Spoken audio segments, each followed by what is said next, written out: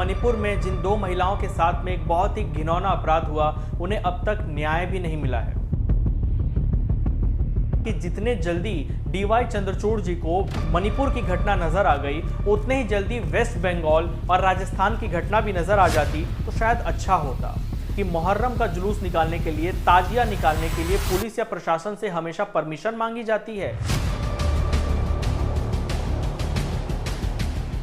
एक तरफ हमारा चंद्रयान 3 चांद के ऑर्बिट में प्रवेश कर चुका है, जिस बात को लेकर पूरे भारत में काफी लोग गर्व कर रहे हैं। वहीं दूसरी तरफ मणिपुर में जिन दो महिलाओं के साथ में एक बहुत ही घिनौना अपराध हुआ, उन्हें अब तक न्याय भी नहीं मिला है। ये बहुत सोचने वाली बात है। पुलिस मशीनरी वहां पर फेल हो चुकी है और पूरे राज्य के आम जनता के अंदर डर का माहौल बना हुआ है। ये बहुत ही शर्म की बात है कि एक तरफ हम नॉर्थ ईस्ट के पूरे विकास की बात करते हैं, लेकिन अब तक नॉर्थ ईस्ट में हम स्टेबिलिटी लाने में कामयाब नहीं हुए हैं। इस बात को लेकर भारत के हर एक व्यक्ति को विचार करने की बहुत जरूरत है। मणिपुर की घटना को नोटिस करने के बाद जब chief justice of India Shri DY Chandrachud ji ने इसके ऊपर केंद्र सरकार और राज्य सरकार को कठोर कार्रवाई करने के लिए कहा, तो कई लोगों को इस बात से भी दिक्कत होने लगी। कई लोगों का कहना था कि जितने जल्दी डीवाई चंद्रचूड़ जी को मणिपुर की घटना नजर आ गई, उतने ही जल्दी वेस्ट बंगाल और राजस्थान की घटना भी नजर आ जाती तो शायद अच्छा होता। देखिए, वो पूरा ही एक अलग चर्चा का विषय है कि डीवाई चंद्रचूड़ जी को कहाँ की घटना पहले नजर आती है और कहाँ की घटना बाद में नजर आती है। यहाँ पर मैं आपका ध्यान एक दूसरे टॉपिक पर ले जाना चाहता हूँ। जब जब हमारे देश में चुनाव होते हैं, तब एनडीए के नेता कहते हैं कि कांग्रेस शासित राज्यों में, यूपीए शासित राज्यों में हिंदू सुरक्षित नहीं है, आम जनता सुरक्षित नहीं है।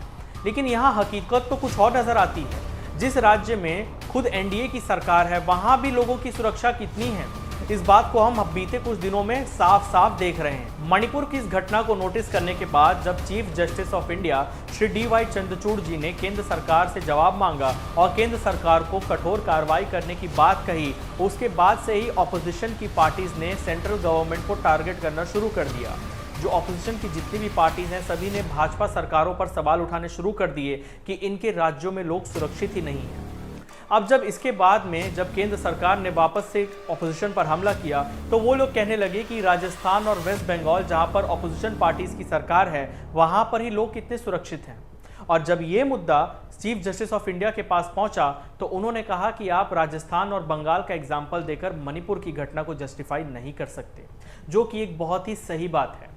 यहाँ पर बीजेपी की सरकारों को चाहिए कि वो उन स्टेट्स पर जहां पर उनकी सरकार नहीं है, वहां से थोड़ा ध्यान हटाकर अपने राज्यों की सरकारों पर गौर करें और वहां के लॉ एंड ऑर्डर सिचुएशन को और मजबूत बनाने पर ध्यान दें, ताकि जब उन स्टेट्स में चुनाव हो जहां पर एनडीए की सरकार नहीं है, वहां पर वो ठाठ से उनके सामने जाकर वोट मांग सकें और जनता को कम से कम ये बात बता सकें कि हमने अपने स्टेट्स में लॉ एंड ऑर्डर सिचुएशन को मजबूत किया। और यहाँ पर अपोजिशन की पार्टीज को भी ये चाहिए कि वो अपने खुद के स्टेट्स पर पहले फोकस करें और वहाँ पर लॉ एंड ऑर्डर सिचुएशन को और मजबूत बनाने की कोशिश करें, ताकि जब अगली बार चुनाव आए तो वो सम्मानपूर्वक तरीके से जाकर जनता से वोट मांग सकें। हम सबने देखा था कि जब वेस्ट बंगाल में टीएमसी की सरकार बनी थी, तब वहाँ पर आम हिंदुओं पर कितने अत्याचार हुए, कई लोगों की हत्या कर दी गई थी, बहुत नुकसान हुआ था। लेकिन इसके विरोध में क्या हुआ? ऑनलाइन सत्याग्रह, जिसका जमीनी स्तर पर कोई भी असर हमें देखने को नहीं मिला।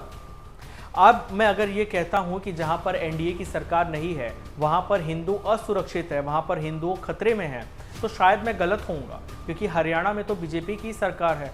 वहां जो हाल ही के दिनों में घटनाएं हमें देखने को मिली हैं, बहुत ही अफसोसनाक है। और इससे भी ज़्यादा दुखद बात है वहां के मुख्यमंत्री का स्टेटमेंट, जो कह रहे हैं कि हम राज्य के हर व्यक्ति को सुरक्षा नहीं दे सकते। एक मुख्यमंत्री के मुंह से ऐसा स्टेटमेंट पब्लिक के सामने आना कितना ही सैड और कितना ही हिम्मत को तोड़ने वाला है, ये बात तो आप समझते ही होंगे। वहाँ के डिप्टी सीएम कह रहे हैं कि यात्रा की जानकारी प्रशासन को नहीं थी, इसलिए राज्य का माहौल बिगड़ गया, यात्रा की वजह से राज्य का माहौल बिगड़ गया। ये कैसा इलॉजिकल स्टेटमेंट है? क्या आपने कभी देखा कि मुहर्रम का जुलूस निकालने के लिए, ताजिया निकालने के लिए पुलिस या प्रशासन से हमेशा परमिशन मांगी जाती है? क्या शुक्रवार को जुम्मे की नमाज पढ़ने के लिए हमेशा पुलिस प्रशासन से परमिशन मांगी जाती है? और क्या आपने कभी ऐसा देखा कि बहुसंख्यक आबादी ने जुलूस पर, मुहर्रम के जुलूस पर या शुक्रवार के दिन जुम्मे के नमाजियों पर पत्थरबाजी की? नहीं ना, तो यहाँ पर दोनों ही लोग कटघरे में बराबर खड़े हो जाते हैं। कहीं ना कहीं ये स्टेट की कमज़ोर लीडरशिप की वजह से हो रहा है। जब स्टेट में लीडरशिप कमज़ोर होती है तो वहाँ पे लॉ एंड ऑर्डर सिचुएशन हमेशा सामने आती रहेगी। अब वहाँ पर किसी भी पार्टी की सरकार क्यों ना हो, गड़बड़ी होती ही रहेगी। वहाँ पर ये सारे एंटी सोशल एलिमेंट्स सरेआम लोगों पर अत्याचार करते रहेंगे और सरकारें स्टेटमेंट देने के अलावा ग्राउंड लेवल पर कुछ नहीं कर पाएंगी। यहाँ पर विरोध होता रहेगा, सोशल मीडिया पर सवाल उठाए जाते रहेंगे, लेकिन जब तक एक मजबूत लीडरशिप को चुना नहीं जाता तब तक देश में ऐसी घटनाएं होती रहेंगी। और इन घटनाओं का सबसे बुरा असर पड़ता है उन आम जनता पर जिसे मतलब है अपनी रोजी रोटी से, जिसे मतलब है 2 वक्त की रोटी से। उसे किसी सरकार से मतलब नहीं होता, वो अपने काम से काम रखते हैं, मेहनत करते हैं और अपने कमाई का खाते हैं। इससे तकलीफ होती है उन टैक्स पेयर्स का जिनके नुकसान हो जाता है इन दंगों में। हम देखते हैं जब जब हमारे देश में दंगे होते हैं, गाड़ियां जला दी जाती हैं, पब्लिक ट्रांसपोर्ट को जलाया जाता है, पब्लिक प्रॉपर्टी को नुकसान पहुंचाया जाता है। आखिर ये सब टैक्स पेयर्स के मनी से ही तो होता है। तो जो देश का आदमी जो दिन भर मेहनत करता है, महीने की आखिर में उसकी तनख्वाह आती है, अपने कमाई का एक हिस्सा वो टैक्स में देता है, वो टैक्स पेयर्स के पैसे का ऐसा दुरुपयोग होता हुआ देखता है तो इससे वाकई में तकलीफ होती है। आप ज़रा सोचिए कि जब आपके स्टेट में आपकी सरकार है और वहाँ पे आपकी लीडरशिप मजबूत नहीं है, पूरे टेन्योर में लॉ एंड ऑर्डर सिचुएशन बार बार सामने आती रही है, ऐसे में अगले चुनाव में आप किस मुंह से उन लोगों से वोट मांगने जाएंगे? जब आपके खुद के स्टेट में महिलाएं सुरक्षित नहीं हैं तो आप महिलाओं से क्या कहकर वोट मांगेंगे? मणिपुर में जहाँ पे इतनी भयानक घटनाएं हमें देखने मिल रही हैं और आज से नहीं हो रहा है, ये बहुत समय पहले से हो रहा है, कई महीनों से वहाँ पे लॉ एंड ऑर्डर सिचुएशन बन चुकी है। वहाँ पे लोग डरे हुए हैं, उन डरे हुए लोगों से आप किस मुंह से वोट मांगने जाएंगे? तो चाहिए तो बस ये कि लीडरशिप मजबूत हो। जब स्टेट की लीडरशिप मजबूत होगी तो वहाँ पे लॉ एंड ऑर्डर सिचुएशन भी अच्छी होगी।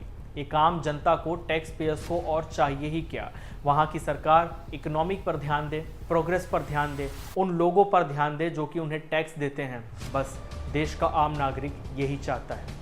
आपको ये वीडियो कैसा लगा? मैं आपके विचार कमेंट सेक्शन में जानना चाहता हूँ। जो भी आपको लगता हो आप प्लीज़ मुझे कमेंट करके बताइए। इस वीडियो को अपने दूसरे दोस्तों से भी शेयर करिएगा। बने रहिए मेरे साथ। जय हिंद, जय भारत।